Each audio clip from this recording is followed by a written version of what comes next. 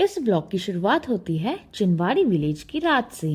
शादी का घर, ठंडी हवा, रात की स्मेल और पहाड़ों का साइलेंस, सब मिलके एक परफेक्ट वाइब बना रहा था।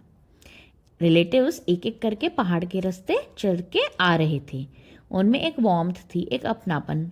चाहे मैं आउटसाइडर थी, फिर भी वेलकम फील कर रही थी। स्पीकर पर गढ़वाली सॉन्ग्स चालू हो गए थे और बच्चों का डांस भी शुरू हो गया।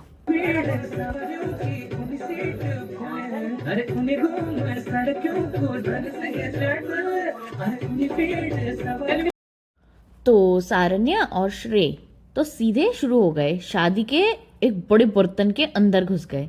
फिर कभी अंदर, कभी बाहर, कभी डांस, कभी अकेले, कभी अपने पापा के साथ, कभी ऐसे वैसे चालू रहा। और इन्हीं बर्तनों में अगले दिन खाना भी बनेगा।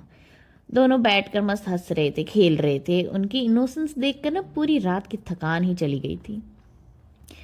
फिर सारन्या के जो कज़न सिस्टर्स हैं ना, बड़े वाली बहनें, वो नीरवी और त्रिशा, वो आ गई। और पहाड़ी वाइब में एकदम मराठी और गढ़वाली रिमिक्स शुरू हो गया और उनका डांस एनर्जी एकदम इन्फेक्शियस था। यहाँ मुझे एक बात समझ आई, लैंग्वेज इज़ लाइक म्यूज़िक।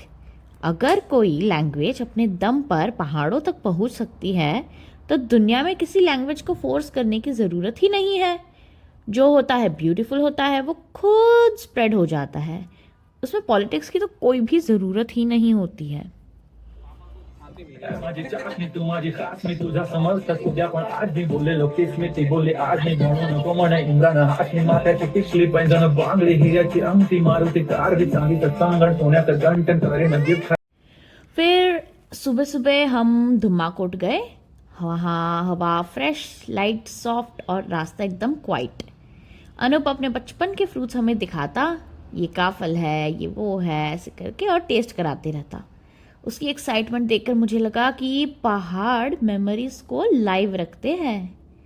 फिर एक सडन ना इमोशनल ट्विस्ट हो गया। सारे ने अचानक ही रो पड़ी और जब पूछा कि क्या हुआ, तो कहती है काकू मुझे छोड़कर चली गई। मतलब जो नीरवी की मम्मा है ना, वो उसे छोड़ के आगे ही चली गई। तो वो रो रही थी बड़े जोर से। पता है, बच्चे ना किसी भी बात पे रो सकते हैं, मतलब कभी भी टूट पड़ते हैं, कोई प्रेडिक्शन नहीं होता। पर उनके लिए ना वो मोमेंट बहुत ह्यूज होता है।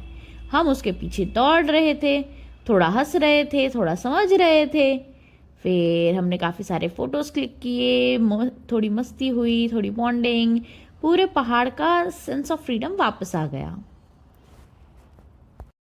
फिर हम घर वापस आए तो देखा तो पूरा नज़ारा अलग एकदम। पूरा डेकोरेशन रेडी, लाइट्स, फ्लावर्स, लोगों का हसल बसल, और इनसाइड एक अलग ही एनर्जी। लेडीज एक रूम में भजन कीर्तन स्टाइल वाला डांसिंग कर रही थी। बड़ी बड़ी जो औरतें हैं, जैसे वो गाइड कर रहे थे, और जो छोटे छोटे बच्चे हैं वो यहाँ वहाँ घूम रहे थे। पूरा फुल ऑन शादी वाला ना जो केओस होता है वो था। ऑनेस्टली वॉल्यूम मेरे लिए थोड़ा ज़्यादा था। मैं ना ऐसी नॉइसेस के आदत में नहीं हूँ, पर मुझे अच्छा लगा कि ये उनका सेलिब्रेशन का स्टाइल है। फिर मैं अनूप के कज़न्स से मिली। बहुत स्वीट, बहुत सपोर्टिव लोग। उनके बीच ना एक कंफर्ट था जो धीरे धीरे मेरे तक भी आ रहा था। जैसे हम जब हमारी शादियों में वगैरह हमारे साइड जाते हैं ना, तो हम अपने कज़न्स के साथ एकदम, मतलब चले जाते हैं मम्मा पापा को छोड़ के। तो उनके साथ वैसे फीलिंग आ रही थी। पर एक कल्चरल चैलेंज भी था, ये कि अनूप की ना एक भी फीमेल कज़न ही नहीं थी। यहाँ कल्चर ऐसा है कि लड़कियाँ एक ग्रुप में और लड़के अलग ग्रुप में एंजॉय करते हैं। इस वजह से मुझे पूरा टाइम अनूप के साथ ही रहना पड़ रहा था। और सबसे बड़ी बात, एक मोमेंट था जो मुझे पर्सनली बहुत ज़्यादा हैवी लगा। अनूप के ना एक रिलेटिव ने मुझे सीधे ऐसे बोल दिया कि तुम बर्तन धो आके। और वो मेल रिलेटिव थे, ठीक है। और मैं एक अननोन किचन में, अननोन एक्सपेक्टेशंस में ऑलरेडी कंफ्यूज, और पीछे सारन्या ज़ोर ज़ोर से रो रही थी अपनी आंट के पास। उस मोमेंट पे मैं हेल्पलेस थी। कल्चर ऐसा है ना कि लड़कियां किचन संभालती है, जेंट्स कॉर्नर में अल्कोहल लेके छुप जाते हैं और बीच बीच में अपीयरेंस करते हैं, सो दैट सबको लगे कि ठीक है। मुझे ये अब सब ना अब्जॉर्ब करना मेरे लिए बहुत मुश्किल लग रहा था। पर मैं ये भी समझ पा रही थी कि ये उनका सिस्टम है, ना गलत ना सही, बस डिफरेंट है। जैसे मैंने अब तक जितना देखा है, वैसे पता है कैसे होता था कि जब भी जैसे शादी वगैरह में जाते हैं ना तो लोग होते थे सारे काम करने के लिए। यहाँ पे कैसा था कि सारे लेडीज बस सारे काम कर रही हैं। और मुझे वो बहुत पता है कि लेडीज वैसे भी हमेशा हर रोज करती रहती है, वो एंजॉय कब करेगी, है ना। प्लस अगर अभी यही चीज़ चलो अपने मेरे इधर कहीं पे हो जाता जहाँ पे मैं यूजुअली मतलब वाकिफ हूँ मैं सारे लोगों से सारी चीज़ों से, तो हम पास पता है अगर जैसे मेरे भाई की शादी हो तो मैं एकदम रेडी हो जाती कि अरे मैं सारा काम करूँगी, मेरे भाई की शादी है ना। तो यहाँ पे कैसा था कि इस जेंट्स भी नहीं कर रहे थे, सारी औरतों को करना पड़ रहा था और मुझे भी करा रहे थे। जो एक विलिंगनेस होती है ना कि अरे मेरे भाई की शादी है मैं कराऊंगा, वो एब्सेंट मुझे फील हुई। तो ये फोर्सफुल चीज़ ना मुझे बहुत हर्ट कर गई।